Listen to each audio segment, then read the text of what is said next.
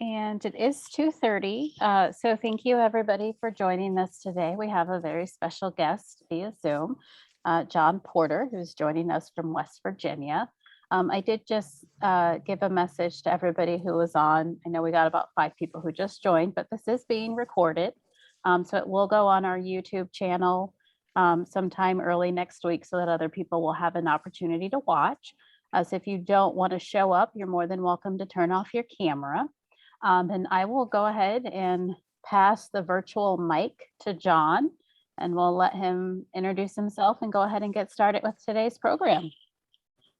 Well, thank you very much. So I'm so glad to be here. I am the urban agriculture educator in Omaha. So I work with Nebraska Extension, which is a part of UNL Extension. And I'm grateful for the opportunity to present virtually today because I ended up having to go back to West Virginia for family health issues.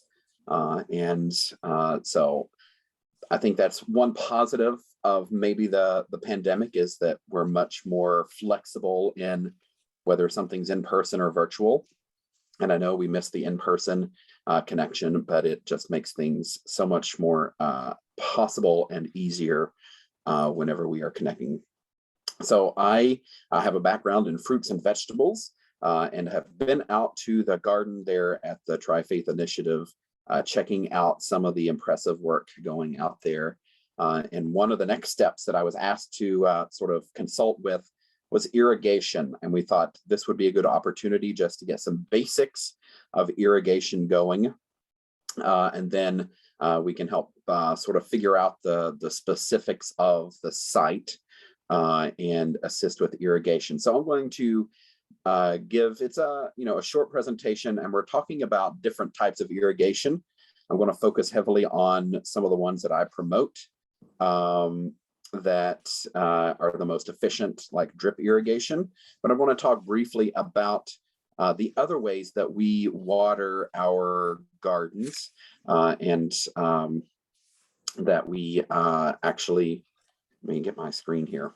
I'm not used to operating on one laptop screen. I'm used to operating on multiple screens, and you can't just take your all of your monitors with you when you travel. So I think what we'll do is that, and then that. I think a thumbs up if we see my presentation mode there. Okay, all good. So when we talk about irrigation, we're talking about watering and making sure that our garden has enough water. So we'll talk about what that means. And before we got started here, we were talking about the weather and climate now in Nebraska. And if we take a look at what's going on, I saw a post from the National Weather Service in Omaha this morning that typically we have well over 30 inches of snow by this time in the winter. This year so far, we've gotten 7.8 inches of snow. And we rely on snow and other precipitation to give us water for our gardens, our landscapes, and we just don't have that. And we are in a drought condition in most of Nebraska now. Even through winter when it's usually recharged by snowfall and rainfall. We just don't have that going on. So irrigation is very important. Farmers use it all the time throughout Nebraska to grow crops, and watering is very important, even more so for vegetable crops. So if we're growing fruits and vegetables, they typically require even more water than some of the things that farmers are growing out there. And so it's important that we have those things at our disposal. So is irrigation really necessary? Just like I was saying, rainfall is typically most of the time not sufficient for what we would call like high rates of growth in fruits and vegetables. And especially now as we look at the consequences of a changing climate, and we see things like the lack of snowfall this winter. So It's nice when we can get rainfall. Sometimes we don't get enough, sometimes we get too much, and it's hard to predict that and control that. On average, we need about 1 inch of rainfall per week for sort of baseline growth of plants. And I'll talk about how you actually measure that. It's a weird measure, but if you were to think about the forecast in a 7-day period, have we gotten at least 1 inch of rain within that 7-day period? And if not, then irrigation would improve the growth and yield of our plants in the garden. That is an average. We actually need more than that when we have very hot or very dry weather, or when we're in certain stages of maturity. Typically, that's going to be whenever we are setting on fruit or whenever we're ripening fruit, because those are typically if you think about a tomato or an apple, those are very wet on the inside compared to the rest of the plant. So we actually have to have a lot of water coming into the plant to actually provide water to those plant parts. And so typically we have a higher water need during those stages of growth. So it's actually more than that average 1 inch of rainfall. So like I said, our rainfall plus our irrigation should average about 1 inch per week. So if we think about that, if we think about, we got maybe 1/4 of an inch of rain this week, then I need to provide at least 3/4 of an inch of water through my irrigation. If we get more than 1 inch per week, typically that's sufficient and we don't need to irrigate them.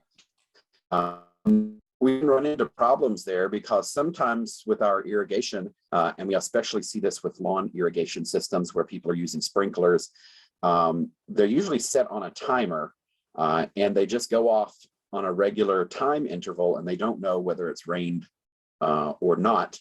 And I've actually driven through Omaha and I see like lawn sprinklers running in the middle of a rainstorm.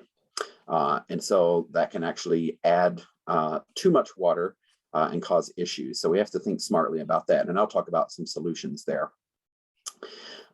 Typically, it would be better to have multiple watering episodes through the week versus like one big watering where you're, giving a whole inch at a time. So spreading that out through the week would be good. We might need to provide more frequent watering or a higher level of watering during especially hot periods. If we think about, anytime it gets over like 95 degrees, I would say we should think about upping the amount of water that goes into our garden, because plants, when they go through the processes of growth, they do photosynthesis and they do respiration. But they also lose water and water vapor through the leaves, through openings in the leaves, and that is what lets them pull water out of the ground. But when it's very hot, that process is sped up because of evaporation, in addition to the transpiration that they naturally do. And so we need a higher level of water. So how do we measure that 1 inch of water? So for some types of watering, we're actually going to use something like a rain gauge. It'll be a sort of, I don't know what we would call it, like a poor man's rain gauge. We're going to talk about that if you're using a sprinkler. But if you're using drip irrigation, typically those systems will tell you how much per gallon it will give usually per hour, like how many gallons of water will each dropper give out per hour. And so it's good to know that a 1 inch of water is about 0.6 gallons of water per square foot. So if you think about a gallon jug of milk, 1 inch on a square foot would be about 2/3 of a gallon of water poured over that square foot. And so if we're using that type of irrigation where we can measure, we can calculate the number of gallons we need by finding the square footage of our garden area. Let's say we're doing a 4x8 raised bed. 4 times 8 is 32 square feet. And then when we do the math, we multiply 32 by 0.6. And that gives us how many gallons of water we need to apply to that bed on a weekly basis. And so we can do the math, or we can use some of the other methods. When we have drip, it'll basically tell us how much it's giving out, and we can just time it versus having to calculate. Like I said, there are some crops where we have certain periods where they need a little bit more water, and usually it is during fruiting, fruit development. Some of those crops, some of the vegetables, we don't have fruits, things like broccoli and cabbage and carrots. It's basically when large parts of the plant are developing. So broccoli, so a lot of these need extra water when we just first plant them. You'll see that transplanting on there. That's because when we plant things, we disturb their roots and their root hairs, and they can't take up water as easily. So we basically have to make their environment a little more wet than usual so that they have plenty of water to take up. And also it increases the humidity in the area. But we can see here during fruit development, fruit enlargement, during fruit set, sometimes it's during flowering. And so these are, if we're like being very specific about it, most home gardeners don't get to this point where they're controlling water based on, the development of the plant. But just keep in mind that there are periods whenever plants will require more water than usual. And these are some of those times. So now let's talk about how we're actually going to apply the water to our crops. And there are a few different methods that we can use whenever we're applying those. And I'm going to go on this graph. It's most efficient to least efficient. So when are we doing the best job of applying our water versus when is it not as efficient, either in terms of time or water use or where it's getting on the plant. So the most efficient is actually drip irrigation. And I mentioned that earlier, and I'm going to talk a little bit more about drip irrigation because a lot of home gardeners don't use it because they find it intimidating, and it doesn't have to be. It's sort of like if you really like playing with erector sets or like putting things together, it'll be very simple. If not, it'll be a little more challenging, but it's still not super difficult. And then the other option is a soaker hose. Most people think about drip and soaker as the same thing, but they're not. And the soaker hose isn't as efficient, and we'll talk about why. And then we'll go to sprinklers. Those are probably the most common. And then by hand watering, we have the hose out there with the sprayer, and we're watering things by hand. And so in this order, these are the most efficient to the least efficient based on a number of factors. So I'm going to go backward on that list because most everyone is familiar with hand watering or manual watering. So you get your hose, your sprayer out there. It can be good for spot irrigation. Let's say, something needs a little more water, or maybe we missed something when we had our other type of irrigation going on. It can be good for like watering in transplants when we need to just add a little extra. It is more accurate than sprinklers. So if we have a sprinkler, it's spraying over a big area, and it's really hard to control that area. So we can direct the water a little bit easier. What happens with these overhead irrigation methods, so this is, we're spraying water from overhead, is that whenever we have water splashing on plants, we actually get increased diseases. And that is from a few different factors. It comes from us, if we actually splash soil up onto the plant, we can get disease transference there. If one plant has a disease and we're splashing water between plants, we get disease transference there.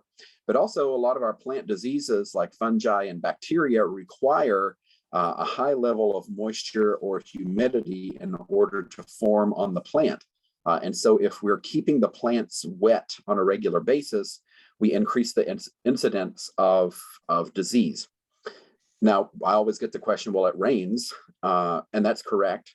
But usually it's not raining, multiple times a week where we're getting the plants wet and staying wet. And we also do see that increased disease incidence if we have periods of rain. If you thought about the last few years, we've typically had long dry periods, but we've maybe had a month or so in early summer where it's rained a lot. And that is when we get most of our disease calls, when we get lots of things going on with plants. And so it does happen even in nature. And so if we can reduce the amount of water that we're splashing onto the plants, the better we are on disease control. It can be time and labor prohibitive. We have to stand out there and spray things. And because of that, most people don't water enough. They just, sort of like splash a little water on it and go by, and they're not sitting there and making sure, that they get enough water to actually soak into the soil. And so drip irrigation or other irrigation methods are better for that, because we don't have impatient people out there trying to water. If we are using this overhead hand spray method, we want to use a gentle shower pattern. We don't want to use a heavy stream of water. So even this one in the picture is, I think, a little too strong. If you can get those like nice wand waterers, where it's more of like a gentle shower, those would be better than something that's going to spray out forcefully if we're doing our hand watering. Sprinklers, they're less accurate because we're just spraying over a big area. The patterns can be hard to get water spread evenly throughout. Typically, we'll have like an area where we have a lot of water application, and then around the edges, it sort of peters out. And so we have to move these sprinklers around.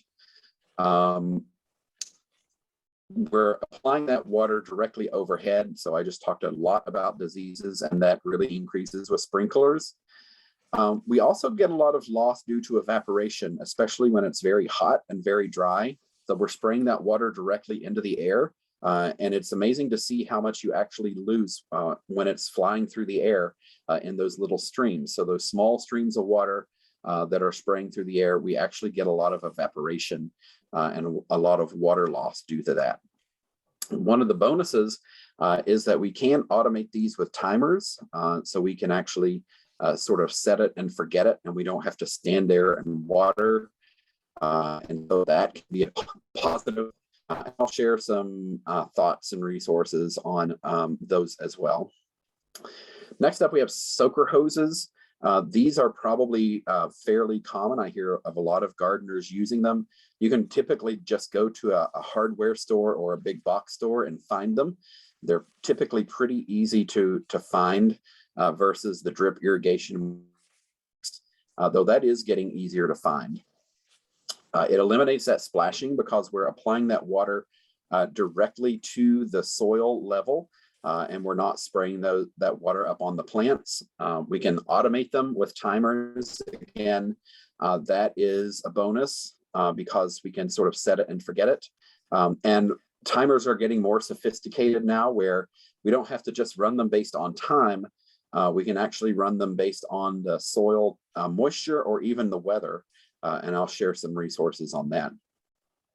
The problem with soaker hoses is that they have unregulated pressure, which means that there's not a way for it to have consistent water pressure, and therefore water drops throughout the entire hose. You usually have more pressure at the beginning of the hose run, and it actually lessens as it goes through the hose. And so the amount of water that it puts out is more at the beginning and less at the end. And so you get that irregular distribution, and it's a little harder to control where the water goes because they don't have that amount of control that we have with drip irrigation. So once again, we have that elimination of splashing. We are going to deliver water directly to the plant or to the bed, and it can be a specific plant. We can have drip irrigation where you have drops of water landing right at the base of the plant. We can have it where it's more in a row setup where it's watering the entire row. And so there are multiple ways that we can actually use this. This is the most efficient and accurate type of irrigation. So it will cost a little more in the beginning, but you will use way less water and be able to use the water way more efficiently this way than in any other watering method. This system also has regulated pressure. So anytime we have what are called emitters in drip irrigation, and it can either be, some of them actually have little holes in the tubes that actually have the emitters in the tube, or it will be something that you can basically cut the tube or add a little tube, and you have like a little plastic piece that's the emitter. And all of those are regulated pressure. So basically, it says it will regulate the pressure, and it will dispose, it will release, let's say, 2 gallons per hour. And so most of the drip systems have what we call a pressure regulator that you put on at the hose source, which controls the pressure through the system. But these systems will, the way they're regulated, as long as they're within a certain size, because if you make them too big, then the pressure will not stay even. But if they're within that size that's recommended, those emitters will be pretty accurate in dripping out the amount of water that it says. And you can get them in different sizes, from 1/4 gallon an hour all the way up to, I think, 4 or 6 gallons per hour, depending on what your needs are.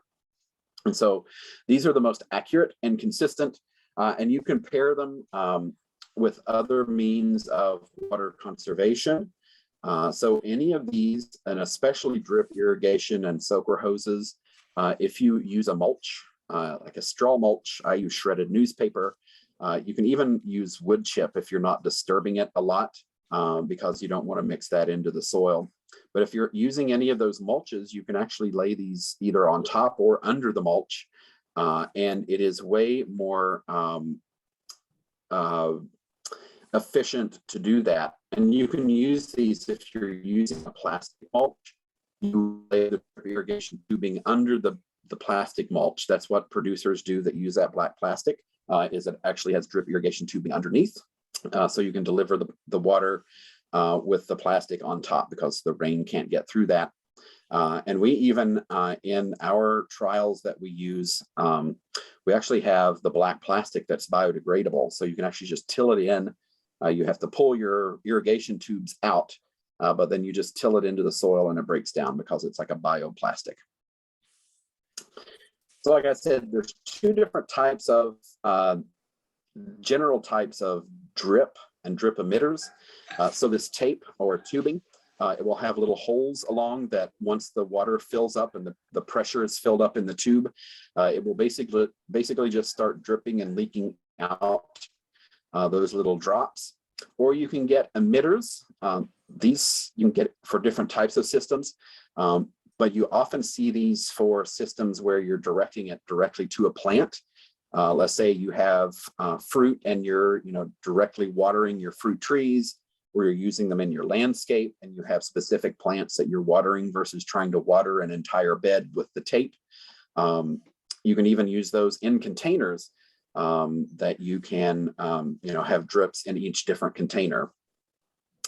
So the one thing, probably the scariest thing that people think about when they think about irrigation, is that there's a setup at the beginning that you actually have to use. And so you typically use a timer, and we'll talk about different options in a little bit. And then you use what's called a backflow preventer.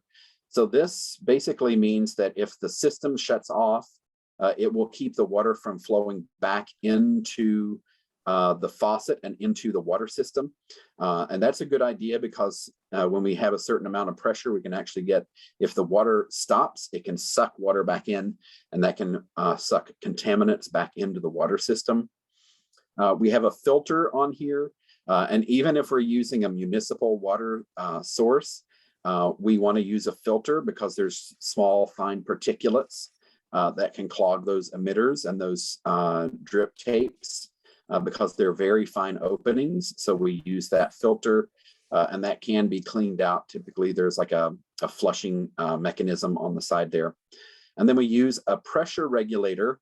And I mentioned those before. So the system that you use, the tubing, or if you buy a kit, which I recommend, and I'll give some resources, it will tell you, you need to use this system with so many pounds of pressure or so many gallons per hour. And this is what will regulate that. And then you usually have some sort of adapter. And then that goes into what we call like a source tube or a mainline tubing. Most systems for a medium to large size garden are going to be about 1/2 inch. And then what you do is you run that to your garden area, and then you poke little holes in it, and you have a little barbed adapter that you stick in it, and that's how you attach the smaller tubes or the tape. And so they're really pretty simple once you get started. So just some very basic outlines of how drip works.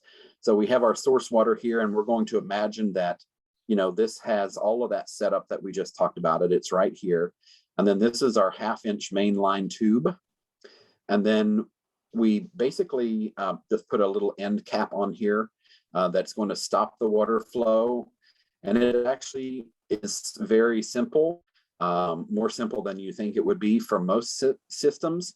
You basically take a piece of plastic that's in a figure 8 and you stick it through, and then you pull the tubing back through the other side, and basically you just pinch the tube in half because there's not a huge amount of pressure on it, and so it will keep that closed.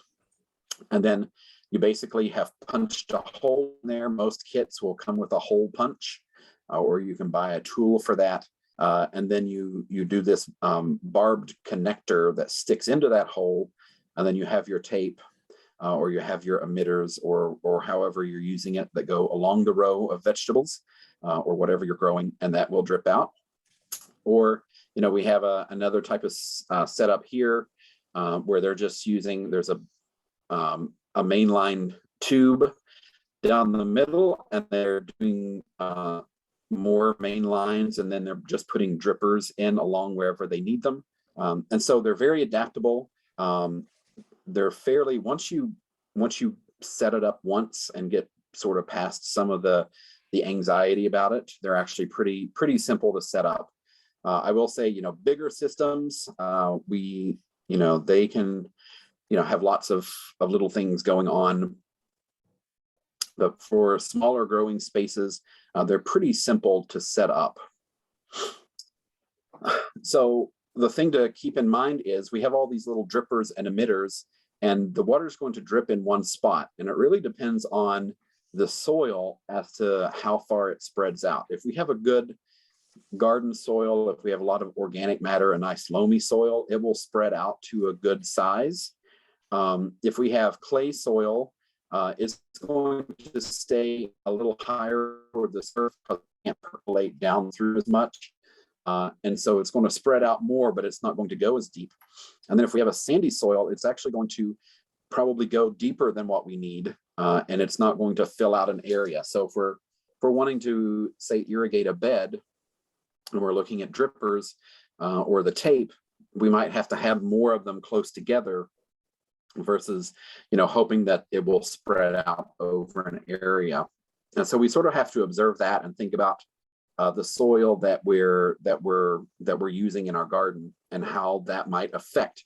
If it's a nice loose soil, it's probably going to spread out a pretty good distance. But if we're doing, say, a bed, like a 4x8 bed, we're going to need probably 3 or 4 pieces of tape going to it from end to end, just to make sure that we get good coverage. So like I said, we can calculate what we need. So we take those figures that I shared earlier. Let's say it is a 4x8 bed, and we calculate that it is 32 square feet. And we know that we need 0.6 gallons per square feet. What we either do is probably the easiest thing is just to think about how long, how many drippers do I have in that bed that's giving out, and how much they're giving out, and that will be, part of the, when you buy them, the packaging or the rating on them, it'll say, 1 gallon per hour or 2 gallons per hour or half a gallon per hour. And so then, how many of those drippers do I have in that bed? And then you calculate, well, if I run it for an hour, how long, how much water will come out if I run it for an hour, and you calculate it based on that. So that's how long you run the system. And you can either set a timer for that, or you can, manually, turn it on and off for those specified times. And you can actually, set it, run it multiple times a week to get up to that 1 inch per, or that 0.6 gallons per square feet, or however much you need if you need more. So if you're using something like a sprinkler, you're going to have to calculate how much water is actually coming out. And so you actually, this is the sort of the way that you do it for all types of sprinklers, but the easiest way is to get something like a tuna can, where you, set them out in the sprinkler radius. You turn on the sprinkler and you let it run for about 15 minutes. And then you measure the depth of water, and you multiply that by 4 if you've run it for 15 minutes to get your hourly rate. And so then how long you need to run your sprinklers in order to get it up to that 1 inch or however much water you need, because you know what the flow rate is on those sprinklers. And so what I'm going to do now, share a few resources and discuss a few things. So I mentioned using timers, and there are a few ways that you can think about this. So the simplest timer is a time-based timer. You set it to run. You can get ones that you just turn it on and it runs for, say, 30 minutes. You can get a very simpler, it's like an egg timer for your water system. You just turn it on and then it sort of clicks down and runs so long. That is not automated. You can get automated timers that you say, I want it to run for 20 minutes, 30 minutes, an hour, every other day, or like certain days of the week, or every day. And you can get timers like that. But we're coming into the era of smart timers. And I'll share the timer that I have at home. It's called a Beehive. And it's a smart timer. So it actually connects to my internet at home.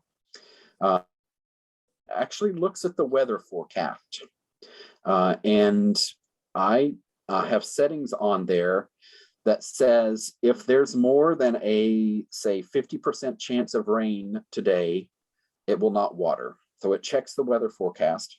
And if there's a certain possibility of rain during that day, then it will not water. And so it will basically move the watering schedule forward a day. So it checks the forecast. You can also get some that are not quite as sophisticated. You can get some that actually have a soil probe that you stick in the soil, and you set your timer to go off a certain number of days or times per week. And that soil probe will measure the soil moisture. And if the soil moisture is over a certain amount that you've set, it will not run the timer. That way you're not wasting water because it's already rained. That one won't know if it's supposed to rain. So the smart timers are the ones that, it will look at the weather forecast and change whether or not it's going to function based on the forecast. Now, I just wanted to share probably the two recommendations that I have in terms of, and I need to stop my PowerPoint here because it's taking up the whole screen. There we go. There we go. So what type of system do you use? So I think there are two different major brands that I would steer people toward. Of course, we don't typically make specific brand recommendations in extension, but I think, these are directions that I would send people. You can find all kinds of systems now. If you go online on shopping on places like Amazon, you can just look up drip irrigation. There's all kinds of kits with different brand names. These two companies do sell through Amazon. You can actually find them at like big box stores, like hardware stores, or you can order directly through them. So especially for larger projects, most farmers use DripWorks. And the reason that I like them is that they actually have irrigation kits. And this is the easiest way for someone who has not done drip irrigation to get started, because it can be a little intimidating if you've never done it. And then you have to go and you find a listing of all the pieces and parts that you need, because you don't know all the pieces and parts that you need unless you find a good plan for them. But the kits typically come with everything that you need. And I like DripWorks because you can get larger kits. And so we do trials out at Cooper Farm, which is part of Omaha Home for Boys. We do vegetable trials there. And so I buy drip irrigation supplies here, and I do that because it's called row crop. Basically, it's vegetable row crop. We think of row crops as corn and soy in Nebraska, but they're thinking vegetables. And basically, I can get a small, medium, or large size kit with everything that I need. So if I got the medium kit, basically it tells me how much space it will fill. I can get it with or without a timer, or I can select my own timer. And so, this tells me it has 2,000 feet of drip tape. So it will do up to 2,100-foot rows on one system. And then it has all the pieces and parts listed so that I know what I am getting. But then it will, basically have some directions to come with it. So if I don't need something that big, I can get smaller. So I can get garden bed kits that will do different size garden beds.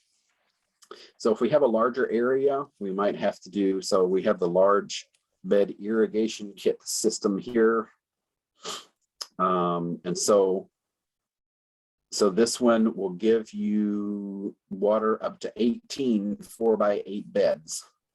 And so it comes with all the pieces and parts that you need. So it comes with the mainline tubing. It comes with 3/4 inch, probably because you're moving it over a larger area.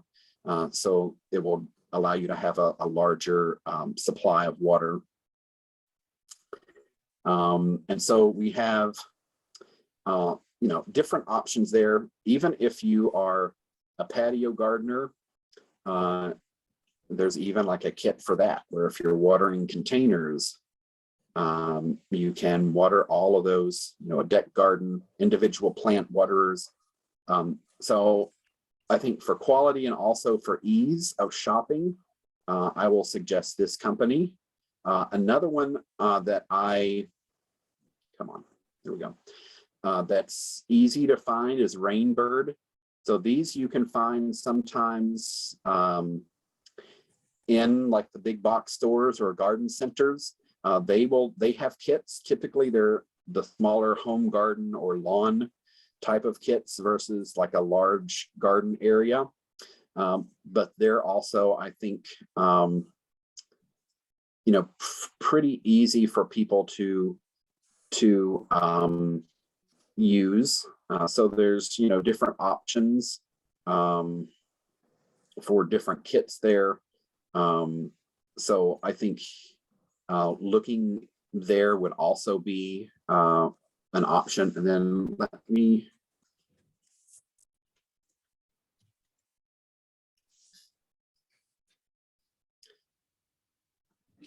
So I'll just show you this system that I have. So my timer, there's an indoor part that connects to my internet at the house. And then there's an outside part that goes on the water hose. And so basically, there are a number of different settings that I can use to have it basically take all the guesswork out of the watering for me. So it looks at the weather, looks at the settings. I can even tell it, what type of crop, how much water should it use. And so this is not the only one out there. There are more of these now. This is the one, sort of like one of the first ones, and the first one that I used. And so technology sometimes can be difficult, but also sometimes can do amazing things that we never thought it would do, like look at the weather and water our garden for us based on the weather forecast. So are there any questions? I saw some chats coming through.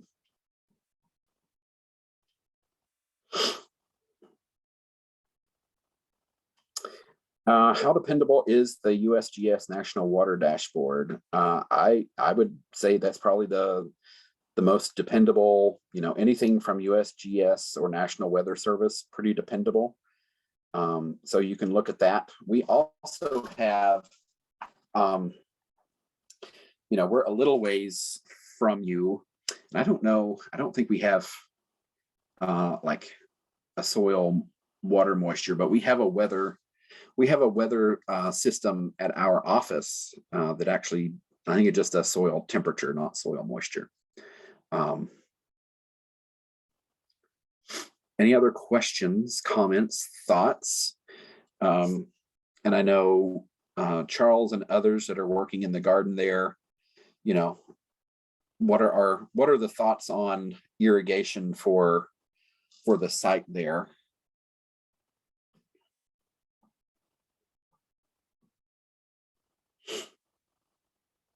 Or is everyone just ready for a Friday afternoon nap?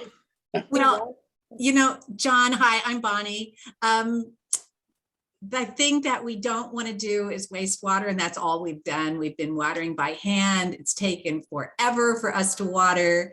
I think maybe am I misremembering, but I'm thinking that it takes about 2.5 or 3 hours to water the entire garden properly. And, we have to get there very early in the morning to be able to water. And, it's 100 degrees out there sometimes, or it gets to well over 90. So I think the only system that actually is going to work for us is drip.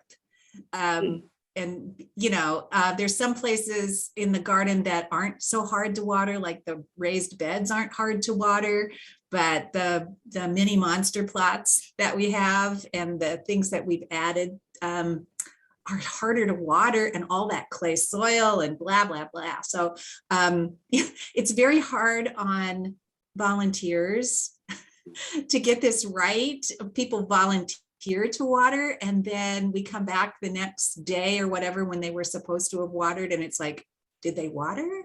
So yeah, that's the big, I think, for us as a group, having it be simple and we can see what's happened, all of that. The thing that kind of scares me a little bit is just the cost and how that's going to be organized. But yeah, so there it is, everybody. What do you think? I have a question. We have 3 water faucets out there. Will that be a sufficient water supply to add the drip to all of the garden area? I think that would be more than sufficient. So if you have more than one supply, so there are multiple ways to do this. So if you have multiple supply areas, supply lines, then you can basically do different systems for different areas and be like very specific about, timing and amount of water for those different areas. You could, a system, once your system gets so big, you can't get enough water through the system to supply the entire system. So you would likely have to have separate supply lines. The other way around this, like if you only had one supply line, there's even tools for automation, and it's a very simple fix. Like if you only had one faucet out there and you needed to have the system, split into multiple parts, say 2 parts, because it's just too big to run all at once, they have a diverter that you put on that head system that when the water turns on, so let's say you have your timer, and the first time that the timer runs in the day, it basically flips the diverter one direction and it goes down this hose and waters this garden over here. And then you have it stop. And then if you have it run again, so you have the runner, the timer, let's say it runs for an hour, it stops, takes a 30-minute break, and then you have it come on again in say 30 minutes, that when the flow of water hits that diverter again, it switches and it takes it to the other gardens. So there's multiple ways that you could run that. So having 3 faucets out there, I think is going to be more than sufficient. Because I think you could do it even with 1. Okay, so what we could do is if we had a main line that would supply, say, all or most of the raised beds, and then another mainline tubing that would go to what we're calling the mini monster beds. And then we could have another main line that would go even farther out. Yeah, so you could run, Divert from you there. could run 3 different main lines from those 3 different faucets, keeping in mind that if you're doing a timer, you'll have to have a timer for each. Mhm. Right. And so depending on what kind you select, that could, add to the cost significantly, because a good timer is typically the most expensive, one of the most expensive individual parts. Okay. I have a question.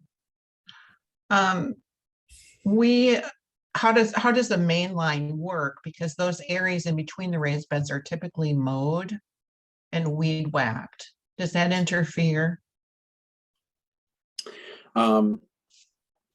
Typically, so you can, I'm trying to think. So there are different types of main lines. So out at Cooper Farm, our main line, when water's not running through it, it lays flat. So then they can run a mower right over it. But those, I don't think they make smaller tubes like that, because we have I think an inch and a half supply line out at the farm. You could, if you wanted to, just like make a little trench and bury it, if you just wanted to have them run the mower whacker over it, or you could put it like right up against the edge of the beds, so that then if it's weed whacked, as long as you don't have like someone going to town with the weed whacker on the tubing, it should be okay. But you will want to protect it. Most of them you wouldn't really be able to run a mower over them, so you'd want to, what I would do would maybe like run them along the edge of the bed and then maybe cover over where it goes between the beds.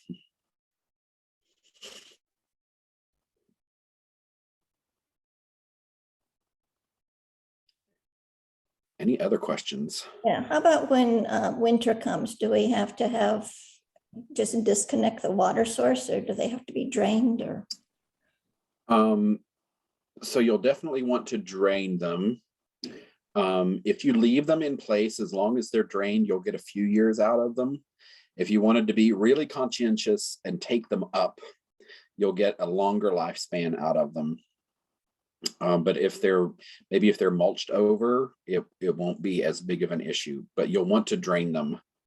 And then basically what you do at the beginning of the next year is that you hook the water up and you start running it before you close the ends off. So it blows out like any debris that found its way in the system over the winter.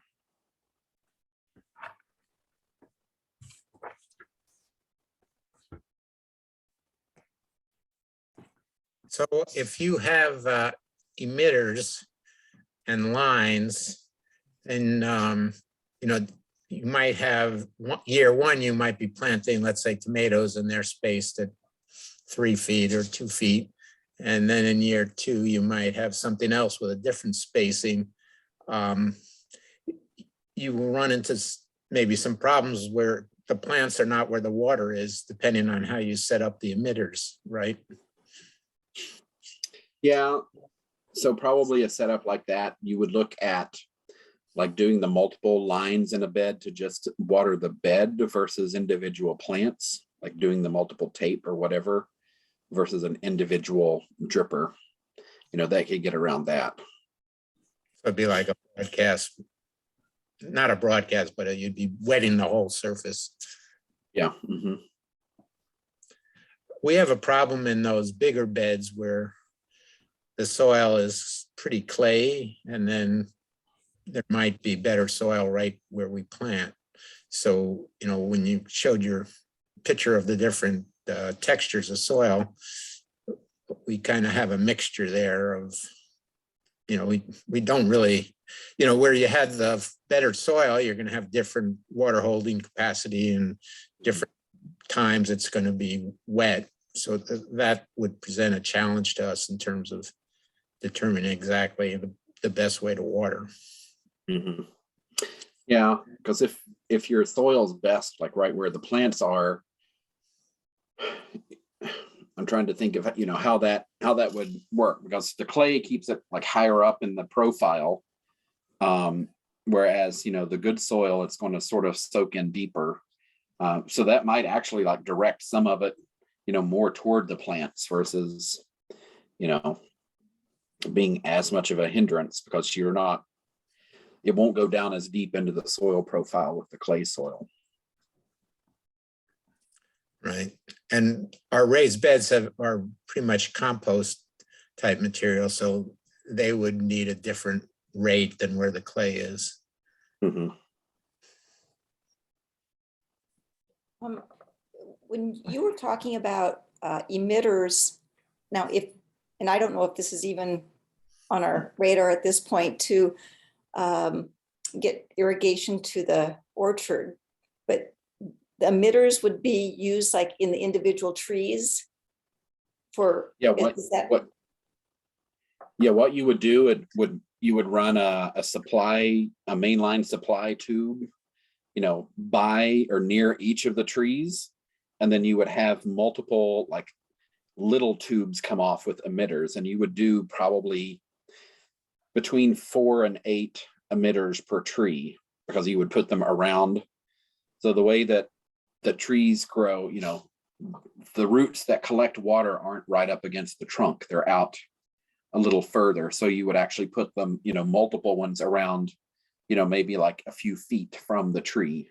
okay. I have a question. John, you mentioned that you used shredded newspaper for mulch. How do you keep that from blowing away? It's actually interesting. Once it gets wet the first time, it mats down a little bit and it sticks to itself. So I have had incidents where I put it out and I thought it was going to rain and it didn't, and then it blew away because the storm just ended up being a windstorm versus a rainstorm. But typically once it gets wet the first time, it sticks together pretty well. And do you prefer that over straw? I do, just from a cost standpoint, because straw is expensive, and most straw still has, it's usually wheat or barley, and it still has the seeds in it. And so I get a lot of wheat or barley that is basically a weed in my garden.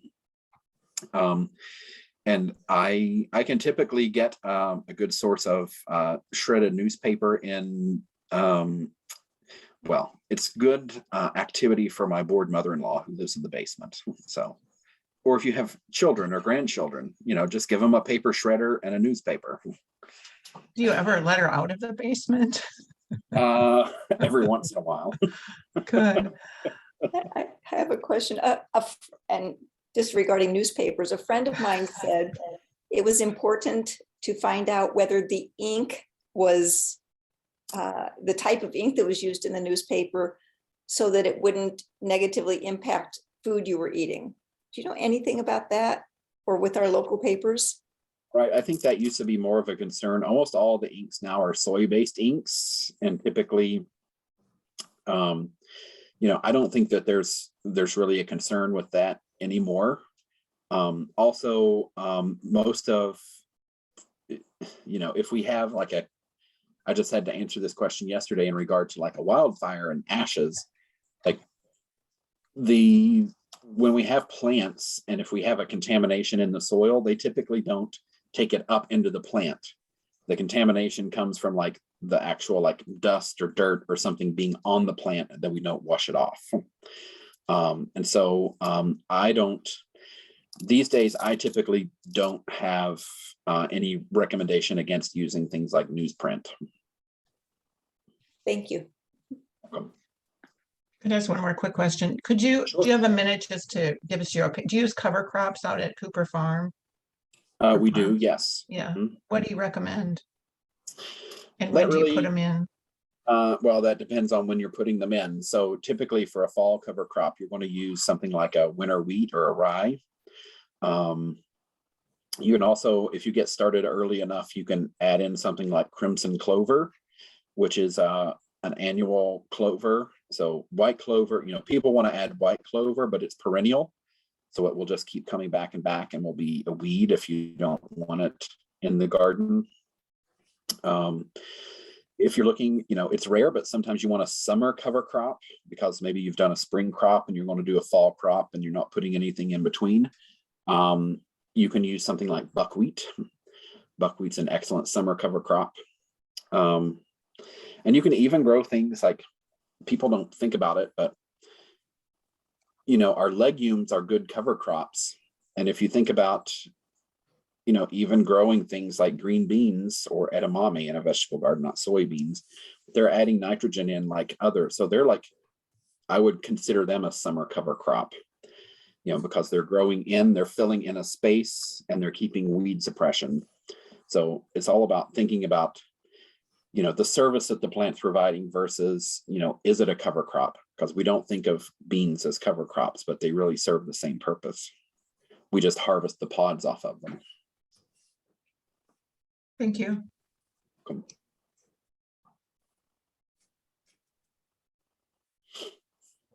Oh, I forgot to add a good fall winter cover crop are things like radishes and turnips, especially daikon radish. Farmers will sometimes call them tillage radishes. And if you've never grown daikon radishes, they're like 2 to 3 feet long. And so they do a good job of breaking up the soil.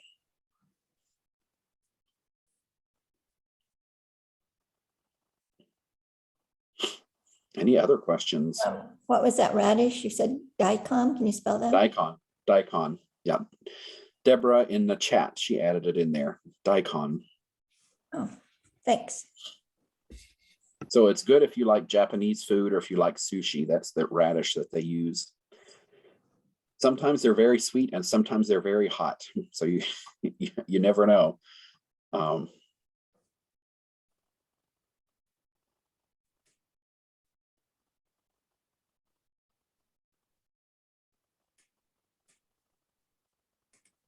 Any other questions? Because we're going to end this like right at an hour. Like we couldn't have planned better. So John, would you consider sharing your overheads with us? Yes, I will send those along and share those. And there's also another version of this talk. We actually did it for our online, our Grow Big Red learning series last summer. So there's also another recorded version, maybe with a little different info, depending on what I remember at any one time. So I can share a link to that.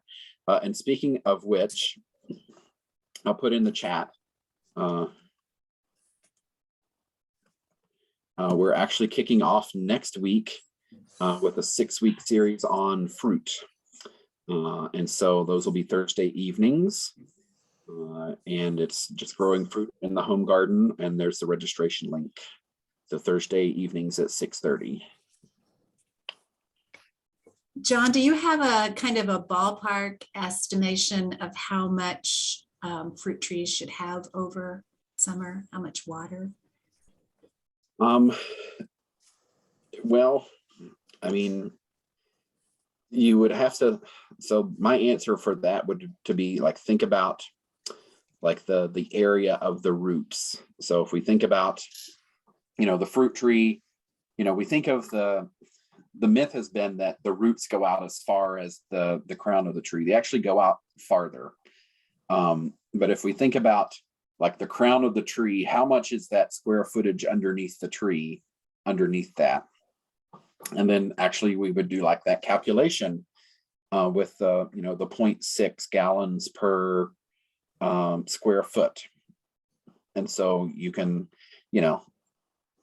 that's a way to sort of do like a quick and dirty calculation would be just to think about the size of the tree, and then you can calculate that out based on size of how big the crown is.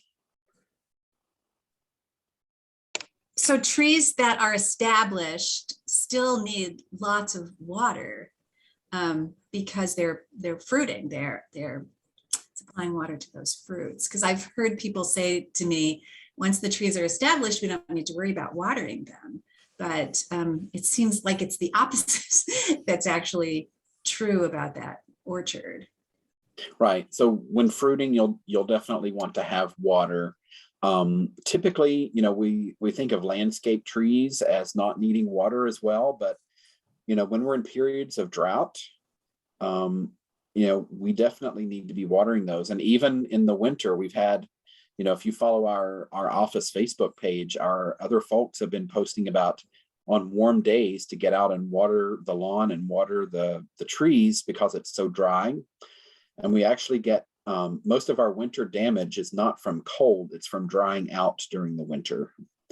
And so on warm days, the plants are letting off a lot of water through evaporation, but they can't take it up because it's either frozen or it's dry because we're in drought.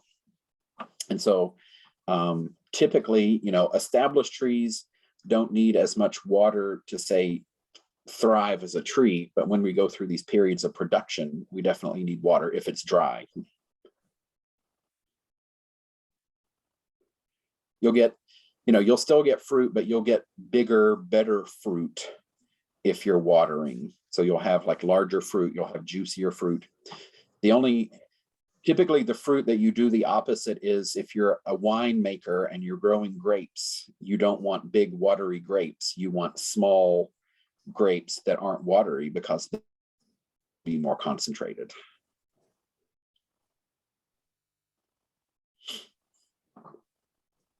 Anything else?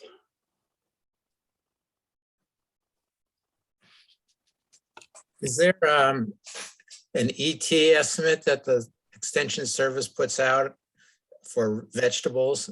I know I can find that for corn or alfalfa, but how would the vegetables relate to maybe the corn value? We don't put anything out specifically because we don't really have fruit and vegetable specialists to do stuff like that. I think you could look in the ballpark of what is on the corn.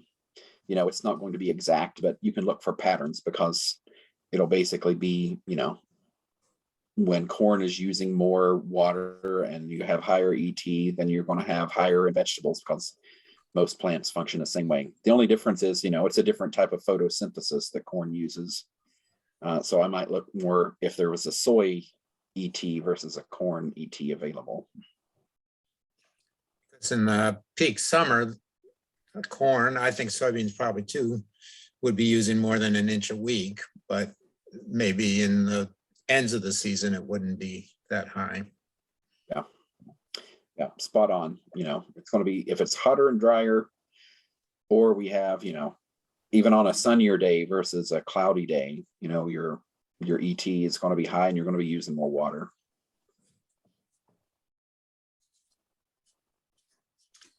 Well, thanks, John. That's really informative. And the link to that site should give us a place to go to look for things. And if we have questions, we might send you an email. I know you can get it in West Virginia. Yep. So sounds good. Well, thank you all. Yes, thank you so much, John. And thank you to Kathy and Bonnie and whoever else helped arrange this. It was great. Yeah. Have safe travels back, John. Thank you.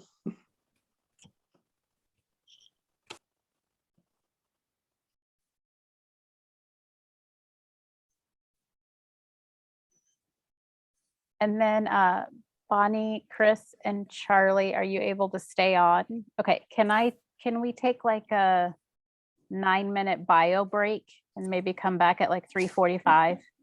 That'd be fine. Yes, that was Okay. very tactful. Okay, thank you. All right.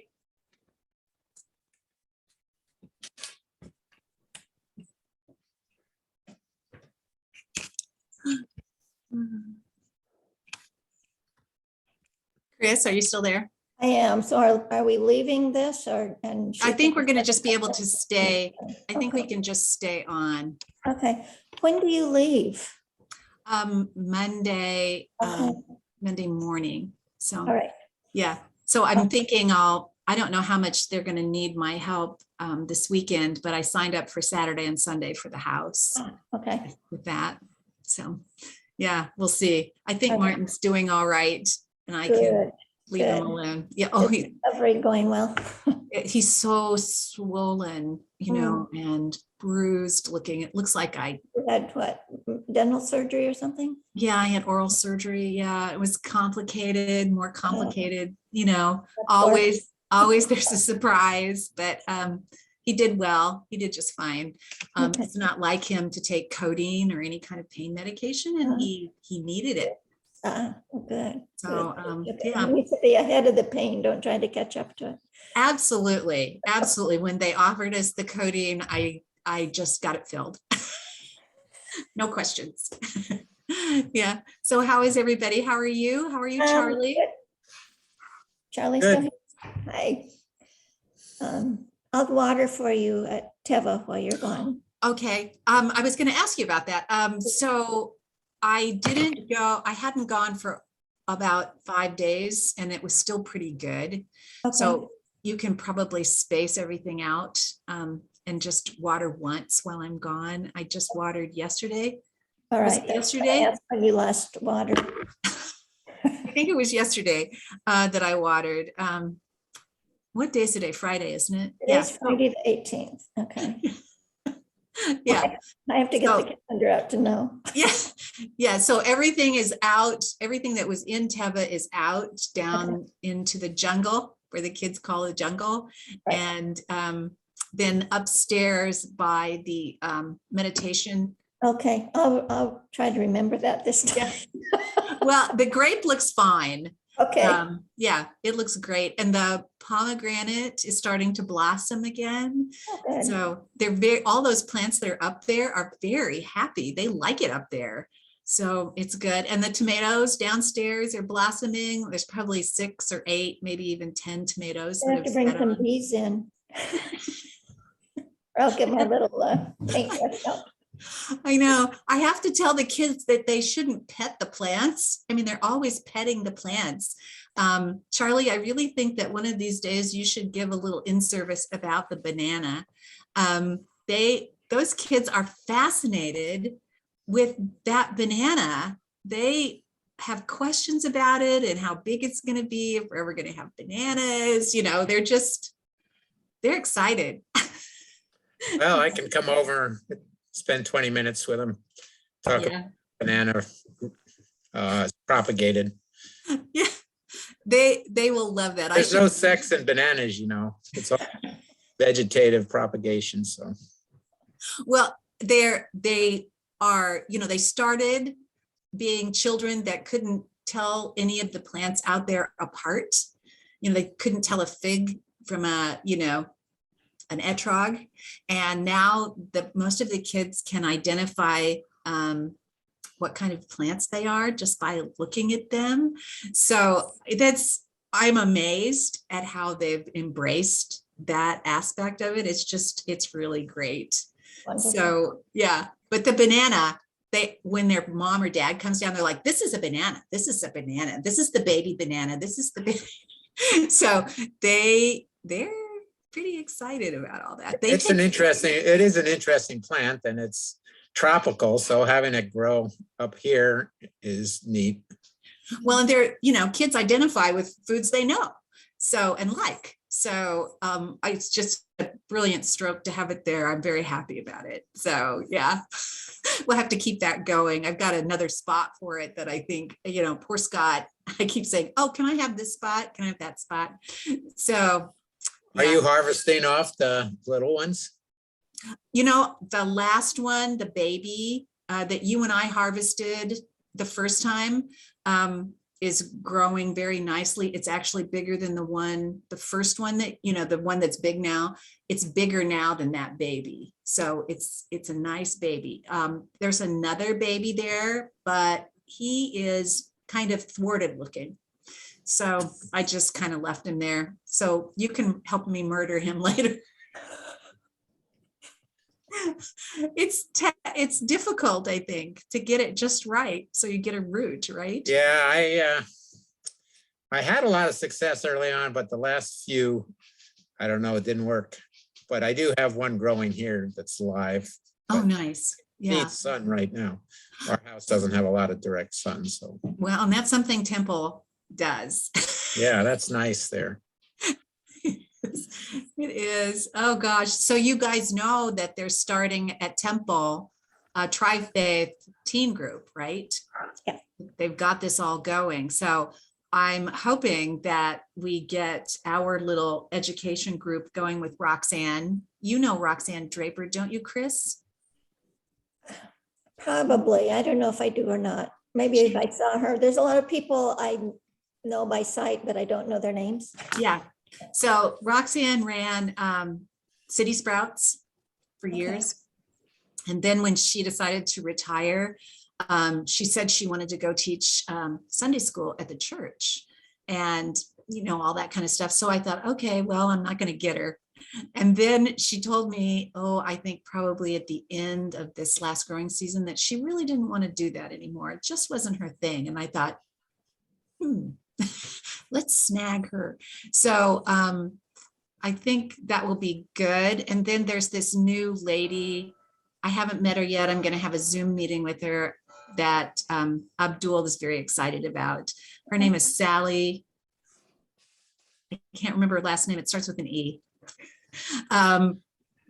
So she'll be our mosque, part of our, so it'd be Sally, Ben, and a lady by the name of Rebecca, and I can't remember her last name either. That will be the tri-faith education group. And then for our garden and orchard specifically, it will be, hopefully Charlie will say he'll stay, and Roxanne, and then Abdul has not given me the name of somebody from the mosque yet. So hopefully, and Ann Naylor can't keep her fingers out of this, so she wants to be part of that, which is fine. It's all fine. But I feel like we need to have that triangle, or it's never going to work for us to be this. So, and I'm tired for Abdul's involvement. He does so much. I feel like we ask an awful lot from him. So, and you both know that the imam is gone, right? Yes. Okay. So I don't know, maybe I'm telling you something you already know, but Abdul has told me that he has been working with what do they call it when, for training for imams? Not divinity school, is it? What do they call it? I don't know. Um, Training for imams. Yeah. So there's 12 people that are going to graduate. And this instructor, this professor that he knows is going to help Abdul pick someone from these 12, but they're going to interview all of them. Okay. So hopefully it'll be a good fix. What I understand from Abdul is there's a lot of hard feelings on the imam's part, and he's been saying things that are detrimental to Tri-Faith and about the mosque and about Abdul. So that makes it really hard for Abdul. He's, had to put up with a lot. So yeah. Hi. Really quickly, sorry. So SEI is actually here replacing a bad batch reader. So I need to chat with Cody. So if you three want to go ahead and get started, I will join you in just a few minutes once I'm done chatting with Cody. Okay. Sounds good. Sounds good. So the things that we want to talk about today is specifically about the retaining wall and that stuff, right? Yes. Okay. Yeah, we could also discuss a little bit about the irrigation since it's kind of in our mind. Yeah, Uh-huh. let's If do. you have time. Yeah, let's do. That's a good idea. Because we're getting to where we should be doing something, right? Yeah. Yeah. So Chris, go. You know more than I knew. I know Okay, nothing. well, I sent out, did you get the email that I sent that kind of compared the three? I tossed out the forest green one because it was the $20,000 to start out with, and Yeah.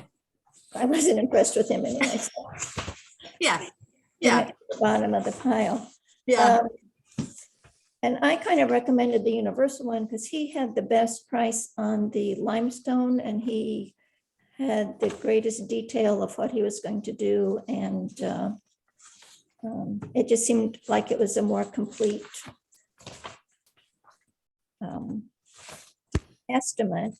Yeah. And the prices were all within, $1,000 of each other, except he also included the almost $2,000 for the irrigation. So if we took that number out, the retaining wall, the tilling, the grading, they were all in the same ballpark, I thought. Right. And then there's somebody else that Gail was going to recommend to take a look at. No, she wasn't recommending anybody. It's this landscape architect that she knows that I thought maybe we could just talk with her, just show her what we're thinking about and talk to her. Maybe she could say, did you think about this? Or how about that? And, is that what you want? Or maybe your plan should include this, just to kind of have somebody who, knows more than I do about any of that. So, I think it's like lots of things. If you have more experience, what the pitfalls are.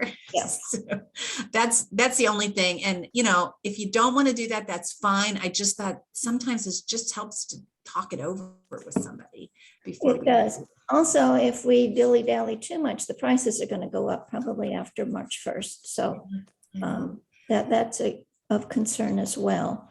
Right. Who and how do we contact Sterling Ridge to?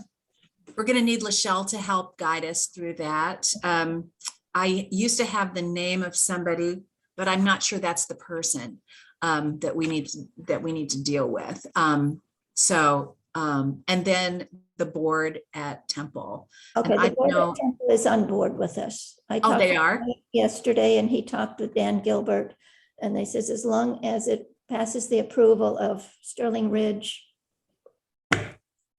it's the Great. done. Is So, Sterling Ridge the same thing as I think Loveland or something, the people who are managing the land? I don't know.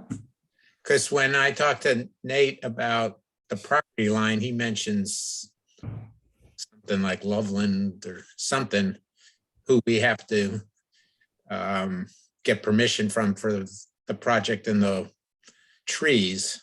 I think they're representing the Corps of Army Engineers. Oh, And they don't want anyone to talk to the Corps of Army Engineers, so I'm not going there, but Nathan and I will have to talk to that other person. Oh, He was busy this week with okay. business, so we haven't gotten that done yet, but it might be the same people. Yeah. Yeah, I don't know. There's a different name that we dealt with when we were doing our commons cleanup. And so I'm not sure about exactly who and what is all involved there. The other thing that I'm wondering, if after we decide that we want, this guy or that guy or this company or that company to do it, is do we have permission to move our solar panel up on top of the shed? I'd really like to get it up there and out of our way, because it's really, It's convenient where it is. it's inconvenient. And then it's, it's all that other stuff, it just makes it kind of high maintenance when Yeah. it should really be low maintenance. Yeah, and it's dangerous too, because people could mess with it. And Yeah, if it's up there, then it's going to be kind of out of everybody's look. But then if we're going to do that, I don't think that putting a second solar panel would be out of the question then. We need to talk to Tamara about that. But I mean, it seems like if we're going to do it, maybe we should do it then. Tamara just keeps Right. saying, that the panel itself is the least expensive part of the solar panel system. So, yeah. So I think it would ease our retaining wall issue if the solar Right. panel wasn't, yes, we don't want to have the it's kind of. a retaining wall short-term put in and then thing. have to move. That's We don't right. want to have to move it. yes. And as far as aesthetics, it will look much better Oh, on yeah. the roof of the shed than it does this little cockamamie thing that we had to do. And Wendy probably was guiding us that way because, she just didn't know what was going to happen. We can ask Lachelle, but as far as I know, they have not heard anything from Mr. Grumpy Pants. Well, they could hang it on the side of the shed so you couldn't see it from his house anyway. We I don't, could, but I mean, I don't know why we're hiding from him anymore if he's given up. Yeah, well, you want it in that direction anyway to get the sun. So right. oh, would you need to get another one of those battery things if we're going to have a second solar panel? What I think I understand is that it probably won't speed up the battery charge for the Jackery that we have now, but it'll, but if we need another one, like if we need more solar energy for the lights in the cold frames, it'll probably come in handy because it'll take more battery power. So I'm not Right, exactly. but we only have so much storage, right?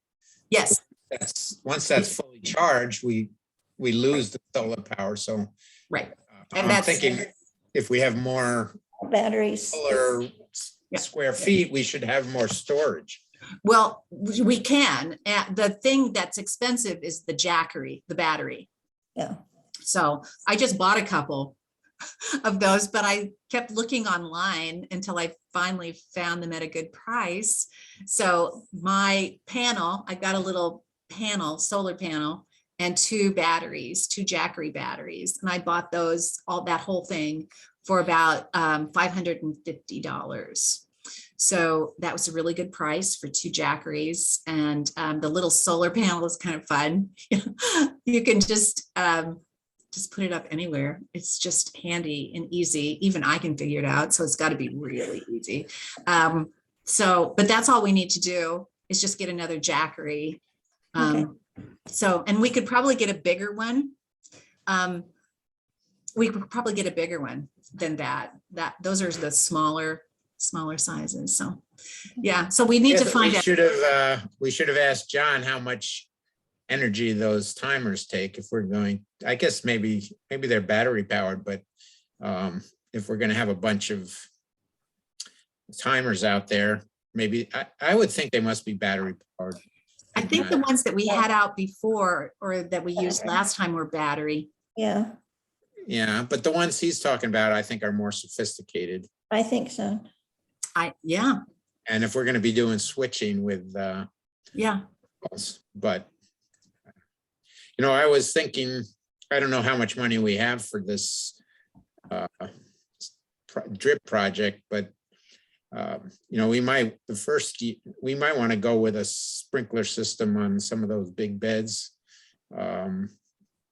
and do the drip, on the other beds, because there's a lot of square foot in those big monster beds, and if we're not planting everything really close, the sprinkler might be good. It would still could be on a timer, so you have people managing it, but it would cover a lot of that ground. We've talked about just about every darn thing when it comes to watering this. I just don't know what's the best. It seems the clay. Hey, Lachelle. So I'm so sorry to interrupt you. So basically we have a badge reader downstairs that is not working. Oh no. And we're still having problems. So I need to go down and chat with Cody. So I'm going to make one of you the co-host, and I will let you continue this meeting. You three are awesome. I trust you. If you just want to text me or follow up with me, Bonnie, then we can move forward with the next steps. So Lachelle, I think there's two basic things that we need to know, or maybe three. We want to know the budget that we have for this project, for the retaining wall, the irrigation, and tilling, right, Chris? Okay. And then, so we need to make sure that we're within that budget. Okay. It sounds like we need to have some kind of okay from Sterling Ridge. So we don't know who that contact person is. Okay. And then I think we want to move our solar panel on the shed. It will just make the retaining wall aesthetically more beautiful, and it will also make it much simpler for maintenance. Okay. So you need contact for Sterling Ridge. Yeah. You want to move the solar panel off the stake and put it directly on the shed. Yeah. Okay. And then the third thing is you just want to know what budget we're working with. Yes. Right. Okay. And if we want to break it down to, different things, that would Okay. probably be good too, like the retaining wall, the irrigation, and then Okay. the tilling. And I do know that Wendy had kind of come up with a tentative budget for all of the different garden projects, including like deer fencing, erosion. So I will find that. Is it okay? Because I got to run and chat with Cody. If I email the three of you by Monday afternoon with all of the information that you just asked for. Sounds good. And if we think of something else, we'll just shoot you an email. That's Okay? perfect. Or you're more than welcome to text me as well. Okay. But thank you so much. Today was great. Thank you for helping to organize that. Bonnie, I made you the host, so I'm going to leave, and you three should be okay. Okay. Fingers Sounds crossed. Okay. Have a good weekend, everybody. You too. Bye. Thank you. Okay. So, yeah, she didn't have any answers right away, but that's okay. So Charlie, are you feeling like Universal is the company that you want to go with? I'm okay with that. My only concern was the guy who does the rest of the Tri-Faith campus. He had an inexpensive bid, but I kind of feel like any project is going to have some second and third looks, and there might be maintenance issues. Since that guy is always going to be around, since they're cleaning up all the time, that, into the, if you have somebody else build it and then you ask the guy about it, he's going to be less likely to, want to mess with it than if he's the one who put it in the first time. It's the same thing. So that's my only concern. I agree that the other bid and that guy seemed very competent, and he had all the bases covered in his bid. I like the way he does business, and he probably would do a good job. Yeah. So, that's my only concern. I don't have any concern about him per se. It's just, I've had, it's always like it's his problem or her problem, and if it's all there, then he has to take responsibility. But that's kind of a minor thing. Only thing I have. I would be happy with either of the Nebraska patio. And I do think that it's a very valid comment that since he does other stuff for the Tri-Faith, that makes him an excellent choice to do True. this. Yeah. Yeah. You know, I'm It lists not- stuff that he would do for that Yeah. price, but I'm not married to either one, Yeah. and I think we'll probably be fine either way. I don't want to overthink things and just, you know, stymie us and not be able to progress or something. But yeah, so I can send you the contact information for Pat. So you two can go ahead and meet with her and talk over things while I'm gone. That's fine with me. Because, you know, yeah, everything we can talk about in 2 seconds, really, you know, it's just whether or not we're making the right choices and what she thinks about limestone. You know, I don't know.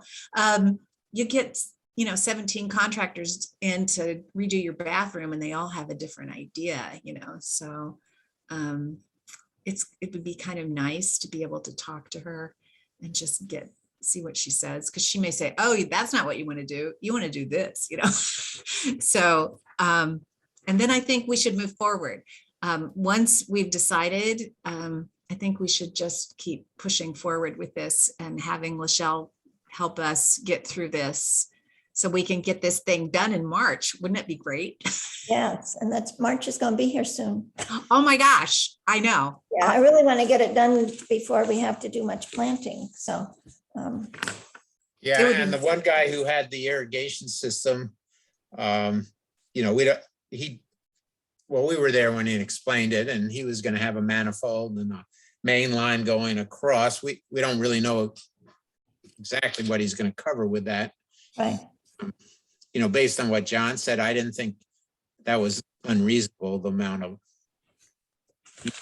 for that. You know, of course, we don't know how many controllers and the details of what that would have been. Right. So maybe The we should question of- get, I'm sorry, go ahead. Oh, the question about the mowing, I think is, you know, a valid concern. Because you can't see a way of, you know, solving that without having the line below ground. Well, I'll just tell you that Eileen was concerned about our garden hoses out there over summer. And a couple times Eileen and I were there, you know, wrapping things up when they came to mow. And every single time they went over those areas, they raised their blades up. So it would be a matter of marking them, you know, coloring them or doing something. And I think our mowers would be pretty good about taking care of those things. Yeah, and I don't think it would be that hard to have them in the ground an inch, you Yeah. know. So the top, it's, if you have a 1/2 inch hose, you know, you don't have to have Yeah. it that far, and they're not mowing the grass down to a 1/2 inch, you know. At 2 or 3 inches. So I don't think it's a gigantic problem, but you know, if you're going along the ground and then up when you get to the raised bed, you're going to have some angles and that causes water. Right. But I think it's doable. I do too. I think that sounds good. I was really gratified to have him say he didn't think we were going to need any more spigots. Yes, that was, Well, you know, it's all a matter of time. And if you have it in sections, you just run 4 hours there, 4 hours somewhere else if you're limited by the water rate. Yeah, well, great. I just feel so much better about that. It's I just, do too. it's just wonderful. I'm excited about that because that was quite pricey. Chris, what was that, $5,000? Yeah, and we weren't even sure what that was going to give us other than just another spigot. And that guy never said to us, oh, no, you don't need, you know, he was just like, yeah, you want this? Yeah, Yeah, I'll put in sure. 75 of them if you want them, you know, he just, yeah, so, yeah, I want somebody who's going to be honest with us about what we actually need. So I don't want to spend any money we don't have to, but all the money that we need to get Yeah. something that really works for us. So we don't really know the details of their irrigation, do we? What they're planning to do for us, these guys, or do we? No, I mean, the one who gave us that estimate, Yeah. he just said- verbally, Well, he's put on his quote, he says, install soaker irrigation system in existing planting beds with auto timer using existing water hydrants. Now, soaker irrigation, I don't know, is that soaker hoses or is that drip lines? I guess I should, I guess it was the drip line tape. You know, he's probably not as articulate as John. yeah, that's, yeah. Specific difference, but he probably means tape, and the tapes have holes every 6 inches. Yeah, The soaker hose that he was showing. Right. But that Right. just says the When we raised were beds, talking- Yeah, when we were talking to him, there are some drip lines around the trees. Oh, and he yes. said, yes, that is what it was. Okay. So he was talking about drip line that would Not be soaker hoses. regulated. Yeah, okay. I forgot. Yeah. Yeah. Well, But I he think said that's, that thing says the existing beds, right? So that would just be for the, I don't know if that's just for the raised beds or if that's for the monsters that are yeah, I monster bed, mini have monster to bed. clarify, but yeah, I don't know. well, I thought it was a really low bid to do the whole garden. So it just doesn't sound right. Because I think, yeah, I don't know how that's going to work. And maybe he can give us some suggestions. And first we have to choose him. Yeah. I don't know. I'm flip-flopping on Are you? the fence again, so. Yeah, right now, I'm thinking maybe the Nebraska patio that does work out there already might be a better option. Did you ask for the topsoil? I can't remember. Did you ask him about topsoil? I think that was on later. He was not going to add any topsoil. So that would be, if we wanted that, we'd have to add that to that, but the price was already low enough, so Yeah. it wouldn't. Yeah, Chris is right. It's hard to, we're still comparing apples and oranges. It's just, we're just narrowing down the variety of oranges and apples so far. But I think, honestly, I don't care. I'm okay with either one of these. I just, I don't know that it would hurt us to have somebody who hasn't already been there. I don't know that they do that great a job. Do they? I don't know. I don't know. I don't know if there's all this drip stuff around the temple. I don't know if it ever actually is used. You know, that's the thing sometimes with drip. You know, it still takes a little maintenance.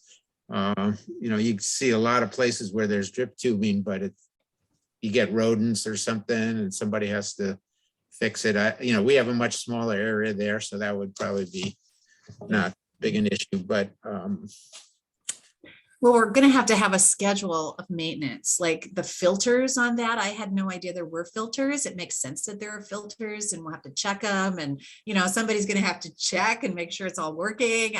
You know, but it doesn't sound like it's that complicated to get that all done. It's just a matter of getting accustomed to it. And well, and you know, how fancy, if we're going to be taking data from the internet, that's a much higher level of knowledge than just pushing a button for 30 minutes or something.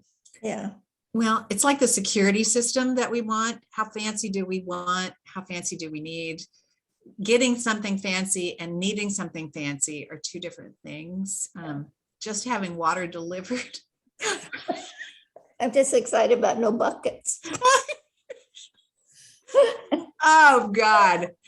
I know. Me Oh, too. speaking of water, have either of you looked at the trolley thing that Scott had mentioned about the water? I'm going to go there tomorrow after. Okay, yeah, I was intended to get in earlier, but I didn't, but I thought I would go tomorrow after the bat mitzvah and see. Yeah. So this is just a cart on wheels. So it's not a cart. I don't know how to describe it. It's like a cabinet. It's low.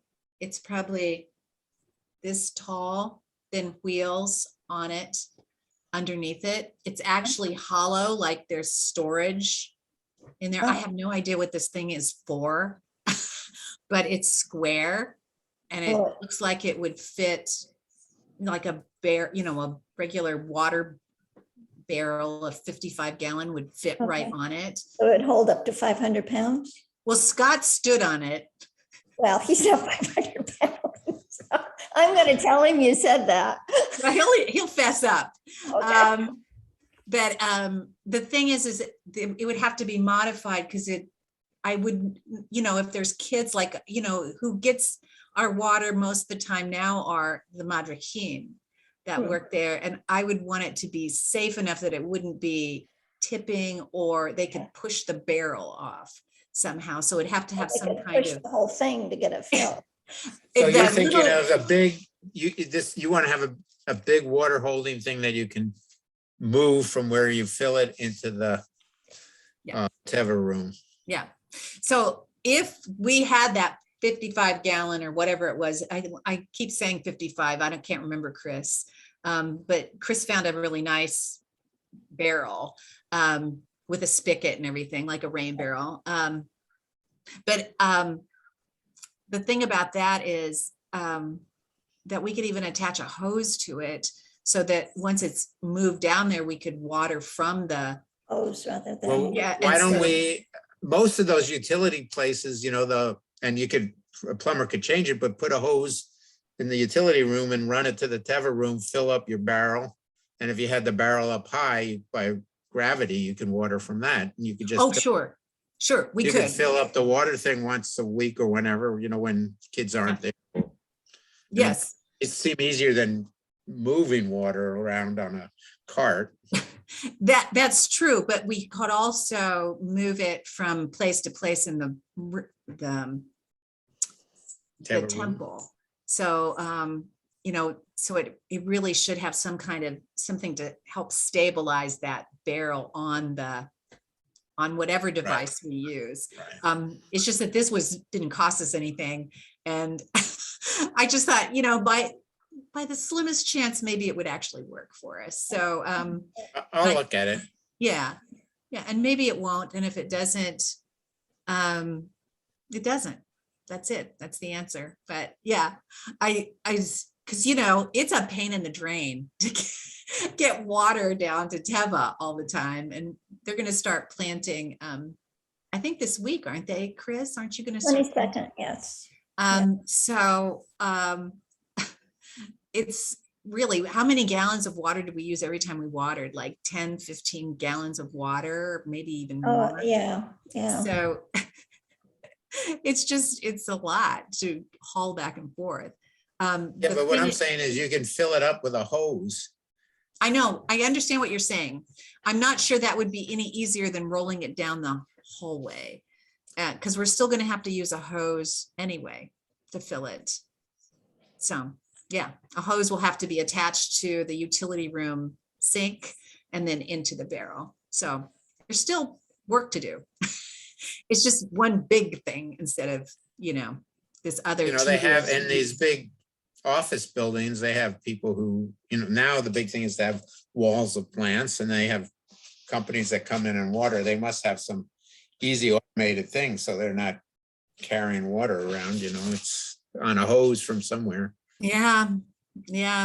So, yeah, because the idea, the whole thing about getting water to that Teva room, I am really not willing to ask Temple, excuse me, to do anything like that for us. It would be tearing up the floor. It would be tearing up the sidewalk outside. It's not getting water to it. It's the drain away from the Teva room that's the most expensive. And, we could have a sink in there that we could we could use this water for, but I just don't see why that's important in particular for this. And in the summertime, of course, it's easy to water the stuff that's outside. So yeah, just a little easier,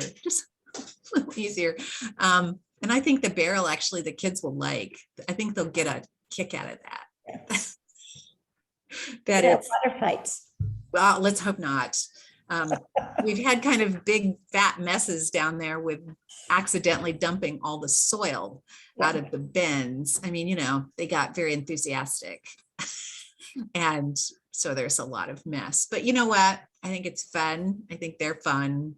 So yeah, so if you'll just look at that, what I envisioned was some kind of brace, like a, a gate around this thing that we could, take it out too when it's empty, because it might get schmutzy on the inside. I don't know. Rain barrels get schmutzy, Yeah. right? So, All right, well, yeah. is the plastic container down there that you want to put on it? Or you- No, I found one on Amazon. I was trying to get it up here. I'll send you the information on the one I found, and then you can take a look at that before when we judge whether or not this Right. roly thing will work. The wheels do lock, so that's a benefit, so yeah, the idea of accidentally dumping 55 gallons of water on the temple floor just kind of freaks me out a little bit. Oh. Well, it'd be dangerous if it hits somebody. I mean, Yes. Oh my God, no kidding. No It's like a kidding. tsunami. Yeah, well, I'll be the one. I'm the klutzy one. Yeah. I'll be the one who does it. Need Moses there too.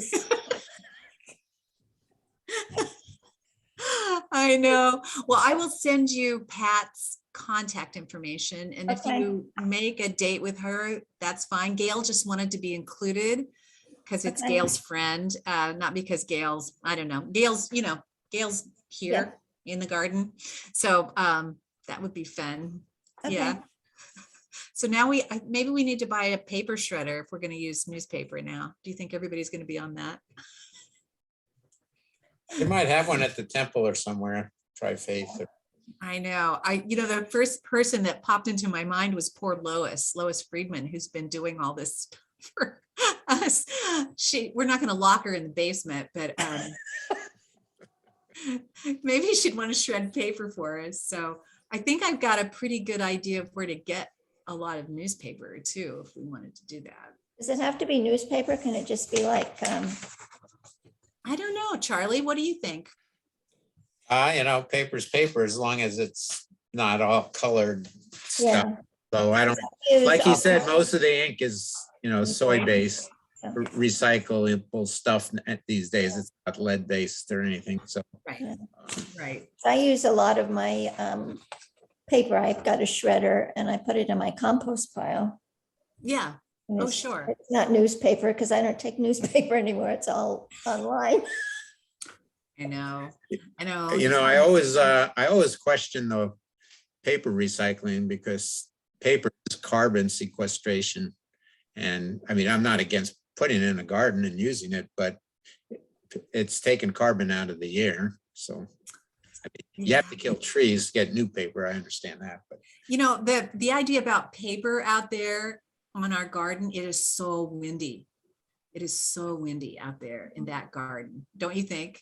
I don't and I think maybe the newspaper would soak the water up better than regular, because it's much more flimsy and it's designed for pretty much single use, whereas the paper that we write on is much more I don't know what the word is, resistant to. Yeah. being- I just don't think it should be only newspaper that we use. Maybe newspaper and straw or something, or I don't know. But the newspaper, I think we would have it all over that field out there. Yeah, I think we'd have to But put, like when it gets wet, I mean, I still get couple different newspapers, and if I don't pick it off the driveway right away and it rains, you can't it's read a it. mush. It's a mush. So, Okay. Okay, so Chris, would you like to send Lachelle a reminder email about what we have questions on, those three? Yes. That sounds good. Yeah. So I guess I will see. Are you coming this weekend, Chris, to help with the I'm house? planning to come Saturday afternoon. Okay, so I'll probably Maybe see you Sunday. there, and I know I'll probably see Joan tomorrow. Then she'll probably Oh, be you at the moving house. furniture tomorrow? Well, mostly I'm not going to move so much as I'm going to, make beds and set things up. So I hope yeah. they have muscle. Yeah, I can move furniture, but I don't know if I can move it as well as other people can. So yeah, it's kind of fun. This is going to be. You've seen the place, Chris? Have you No, I seen it? I've haven't. seen it. Have I you? was there. Yeah. I went with Joan on Tuesday or whenever. Yeah. How big is it? It's not very big. It would be a nice place for a young couple starting out. Oh But- dear. Family of 9, it's gonna be tight. You know, Yeah. it's a little bungalow. You know, you walk in, there's a living room, dining room combo thing. Mm, On one side, there are 2 bedrooms with a bath between it. There's a kitchen. mm, There's an upstairs, which is kind of a, you know, it's not mhm. full upstairs. There's only 1 window or on either end. I don't think there's air conditioning up there. Oh And dear. And is kind of a big circle Yeah. with the utilities in the middle, and there's split into 2 bedrooms. So, you know, there's 7 kids, right? And two adults. Yeah, I think there's a baby, so I can't remember if it's 7 kids altogether or if it's 7 kids and a baby. I've heard 9, so maybe I think it's, 7 kids altogether and 2 adults. Yeah, I don't know. but Yeah. anyway, it's been rehabbed. They've redone the walls and, you know, Okay. it's clean and nice that way. And the kitchen seems useful. So, you know, I mean, it's better than being in a refugee camp for sure. Oh, God. Well, and to be so temporary like they've been in these B&Bs, it's just, you know, it's just not conducive to being relaxed and, you know, in your own space, and everything in there Right. belongs to you, you know? So, yeah, I'm looking forward to this one. It's going to be very different than the last one that we did, which I felt like was good enough space for that family. Mhm. But I don't know about Tight, but. It's that felt tight, to but me, you know. I'm used to more space. Well, and everybody keeps saying to me, they don't have anything anyway, so we don't have to worry about storage. So, Yeah, well, somebody else said that there'll probably be twice as many people there, that they'll probably might have friends who end up living there with them. So that's not uncommon, is it? it's culturally derived of how much space you need. Yeah. I know, it's true. You know, So, that's the way my husband's grandparents were in, you know, New York until they moved to, I think Chicago after that, but there was, you know, like 15 people in an apartment Hmm. until they got settled. So, you know, I can't imagine what that would be like. I know that my tongue would probably, there wouldn't be one left because I would just keep biting it. Yeah. Well, I grew up in a very small house with a family of 5, but So there you go. Yeah. And here you are. It worked. here I am. My house isn't big enough now. I do. I know, we're spoiled, and I get that part. So yeah, I think it'll be fun. I'm looking forward to it. So I will see you then, Chris, tomorrow afternoon, and I know I'll see Joan. So it'll be fun. I'm All looking right. forward to it. Can you think of anything I need to bring? I've got a bunch of cleaning supplies. Is there a vacuum cleaner? Last time they bought one. I don't know if they did this time. I don't know if they got one that, you know, they went yesterday and got I don't know about all big furniture, you know, beds and dressers, couches. She said there's a lot of home stuff that they still have to buy. So I don't know. Okay. Yeah, well, maybe I'll just pop a vacuum in the car with me. If you want me to go upstairs, I can ask Joan. Okay, why don't you do that? Yeah. That'd be good. I thought maybe a step stool. Last time we didn't have anything to stand on. I was standing on chairs and stuff. So, Yeah. And I understand that there's not much parking around there, and it's. yeah. Yeah. Well, and it didn't sound like the oven was in very good shape. So I wanted to really look at that, because if they need to swap it out, let's get it swapped out, Yeah, you know? beforehand, yeah. Yeah, I was gonna go clean today, but then was advised not to go by myself.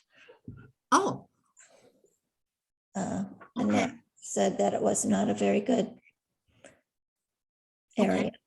Okay. Oh, Well, I we won't be by ourselves tomorrow. Yeah, Yeah. Okay. Well, good. Thank you for telling me that. I just, yeah, I forget to worry. yeah, it's, I'm not familiar with that area at all, and all I know is what I read in the newspaper and hear on the news of all the Of course, I'm not gonna be down there at midnight either, but No, we are definitely not going to be there at midnight. And I didn't know if they were going to need us all 2 days in a row, but I signed up for Saturday and Sunday, and okay. then I'll be gone. So I can't do anything else. So hopefully I also wanted to go over to that place. What's it called? Something Destiny something, where we got all our furniture and stuff. Oh, Dignity. Dignity, not Destiny, Dignity.